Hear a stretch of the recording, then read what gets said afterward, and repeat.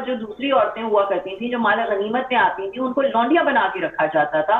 हमको एक ही बंदे के साथ शादी करनी है, और हमारे ऊपर अगर कोई बंदा और औरतें लाना चाहे तो वो ला सकता है, 4-4 बीवियां रख सकता है। मुझसे कोई कहता है कि 6 साल की बच्ची की 52-53 साल के बंदे से शादी करा दो, तो मेरा तो दिमाग उस पर घूम जाएगा। और फिर ये लोग डिफेंड कर रहे होते हैं इस चीज को बैठकर। इवन मर्दों को भी मर्दों से खतरा है, ऐसी बात नहीं है मर्दों को खतरा नहीं है, उनके भी रेप होते हैं, हमारी सोसाइटी में वो बोलते नहीं है, और उनके रेप कौन कर रहा होता है, वो भी मर्दी। दोस्तों स्वागत करता हूं आपके अपने YouTube चैनल में। तो आज फिर लेके हम पाकिस्तान से रिलेटेड बड़ी ही ज़बरदस्त वीडियो। दोस्तों आज की जो वीडियो है उसमें डिबेट देखने वाले हैं, जिसके अंदर एक पाकिस्तानी लड़की है मैरी सरकारी करके उसका नाम है, वो पाकिस्तान के अंदर जो हलाला चल रहा है उसके बारे में क्या कुछ बताती है, और वहाँ के जो मर्द हैं उनकी क्या मेंटेलिटी है, वो सारी चीज़ इस वीडियो में बताने वाली। तो वीडियो के साथ बने रहे, वीडियो को पूरा देखना। वीडियो पसंद है वीडियो को लाइक करना, शेयर करना। मिलते हैं वीडियो के बाद, तब तक जय हिंद, वंदे मातरम। क्या वाकई में हलाला जैसी चीज़ अभी भी प्रैक्टिस होती है इस्लाम में? क्या पाकिस्तान में वो प्रैक्टिस होती है? क्योंकि हिंदुस्तान के कई धर्मगुरु ये कहते हैं मेरे ही शो में आकर कि ये गलत बात है, ये प्रोपेगेंडा है, कुरान हदीसों में नहीं लिखा है हलाला जैसा कोई कॉन्सेप्ट, ये गलत प्रैक्टिस है। नहीं, ये होती है एक्चुअली। कल ही मैं अपनी मम्मी से बात कर रही थी, उन्होंने हम किसी को जानते हैं पाकिस्तान में जिन्होंने 7 शादियां की। 7? तो उन्होंने 7 शादियां की उन्होंने जी। उनमें से 2 वाइफ उनकी डेथ हो गई, और एक से उन्होंने 2 दफा शादी की। तो एक से शादी की, तलाक दी, फिर उन्होंने बीच में एक और बंदी से शादी की। तो ऑब्वियसली उनको जाकर हलाला करवाना पड़ा था to get back married to him again.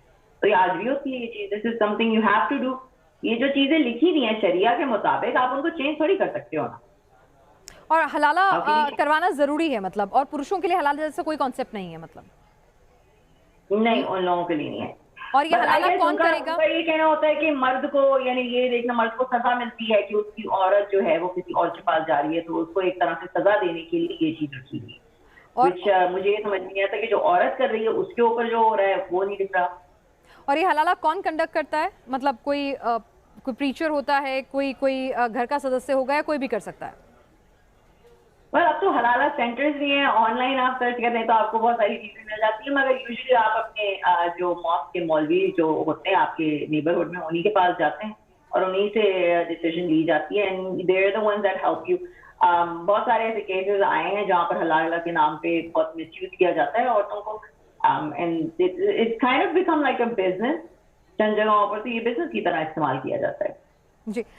अच्छा ये बताइए महलीज, क्या वाकई में आप जैसे कहती हैं, आपने एक आयत का हवाला दिया है कि वाकई में इस्लाम में क्योंकि कई लोग ये कहते हैं कि इस्लाम में तो गुनाह बताया गया है, औरत के साथ बदसलूकी करना, उसके साथ गलत तरीके से पेश आना, उसको दुख देना, ये गुनाह है, ये शिर्क है। तो क्या ऐसा आप बताया गया है कि मतलब ये गलत है? तो कहाँ लिखा है कि भाई मारिए पीटिए? सिर्फ ये लिखा है कि थोड़ा कड़ाई से डिसिप्लिन कीजिए, उसमें मारने का शब्द का कहीं इस्तेमाल नहीं है। नहीं, उसमें है, उसमें जो अरबिक वर्ड है उसका मतलब मारना ही होता है। ये अब जाकर इन लोगों ने तर्जुमे जो है थोड़े बहुत चेंज करने शुरू कर दिए हैं, वो भी इंग्लिश में। अगर आप अरबिक का वर्ड उठाएंगे तो उसमें मारना ही मीनिंग उसकी बनती है, उसकी कोई और मीनिंग बनती नहीं है। वरना फिर ये आपको ये कॉन्टेक्स्ट नहीं दे रहे होते कि भाई आपने ऐसे मारना है, आपने मसवाक से मारना है, आपने मुंह पे नहीं मारना है। बात यह है कि मारना ही क्यों है। तो दिस इज रिटन देयर 434। इसके आप आगे पीछे इनको घुमाते रहेंगे आपको, मगर जो लिखा है वो आपके सामने लिखा है। आप जाके तफसीर भी पढ़ लें उसकी, तो उसमें ये सारी चीजें लिखी नहीं है कि किस तरह से मारना है, कैसे नहीं मारना है। और आप मुझे खुद बताएं, अगर आपको गुस्सा आया हो किसी के ऊपर, तो क्या आप जाकर उनको प्यार से मारेंगे या आप उनको सोच से मारेंगे? ऐसे तो नहीं सोचता ना मारते वक्त बंदा। तो इट्स नॉट ओनली के सिर्फ मारना ही है। हमारा दिमाग आधा है, इस वजह से हमारी गवाही आती है। फिर हमको विरासत में जो है उसमें भी हिस्सा आपको पूरा नहीं मिलता है। उसके अलावा जो दूसरी औरतें हुआ करती थी, जो माल गनीमत में आती थी, उनको लौंडिया बना के रखा जाता था।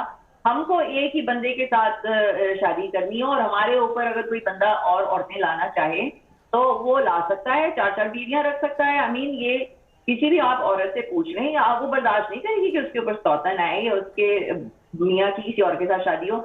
मगर ये इम्तिहान मांगा है अल्लाह मियाँ ने हमसे कि हम बर्दाश्त करें कि बंदा जो है वो 4-4 शादियां करे। सो इट्स जस्ट बहुत ही मिसोजिनिस्टिक किस्म की ये मुझे रिलीजन लगती है, जिसमें औरतों को तो कोई हकूक नहीं दिए गए। फिर उसमें फिर अब चाइल्ड मैरिज भी आ जाती है कि यू कैन सी कि 6 साल की बच्ची के साथ शादी की गई एंड 9 साल में उसको कंज्यूमेट किया गया। लोगों को सुनने में बहुत बुरा लगता है, क्योंकि आजकल के जमाने में ऐसी हरकत को बहुत बुरा माना जाता है। शायद उस जमाने में नहीं माना जाता होगा, मगर आजकल के जमाने वालों को उस जमाने की हरकत को डिफेंड तो नहीं करना चाहिए ना बैठकर, उस पर हमें ब्लास्फेमी तो नहीं बोल देना चाहिए, हमारे सर तन से जुदा तो नहीं कर देने चाहिए ना। क्योंकि as a person of 21st century मुझसे कोई कहता है कि 6 साल की बच्ची की 52 53 साल के बंदे से शादी करा दो, तो मेरा तो दिमाग उस पर घूम जाएगा। और फिर ये लोग डिफेंड कर रहे होते हैं इस चीज को बैठकर। मेलीज ये बताइए कि क्या पार्लर नहीं जा सकती, तैयार नहीं हो सकती, तो ये एक मेल डोमिनेटिंग सोसाइटी की मिस इंटरप्रिटेशन है इस्लाम की, या वाकई में कहीं कुरान हदीसों में इसका जिक्र है?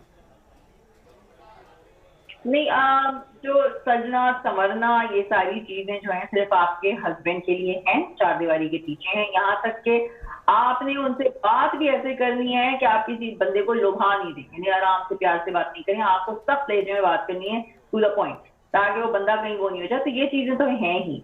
मतलब बंदे को कंट्रोल नहीं रखना, बंदे को अपनी हया नहीं रखनी, बंदे को नजर का पर्दा नहीं रखना, सारी जिम्मेदारी औरत की है।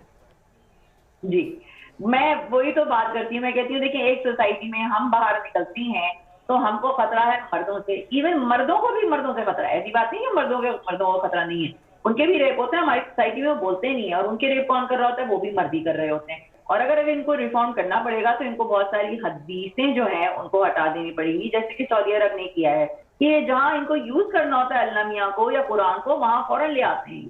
हालांकि खुद 5 वक्त की नमाजें नहीं पढ़ेंगे, मगर औरतों के ऊपर पूरा इस्लाम इन लोगों ने नाफिज करना होता है टू द डॉट। तो Islam is the whole root cause of this.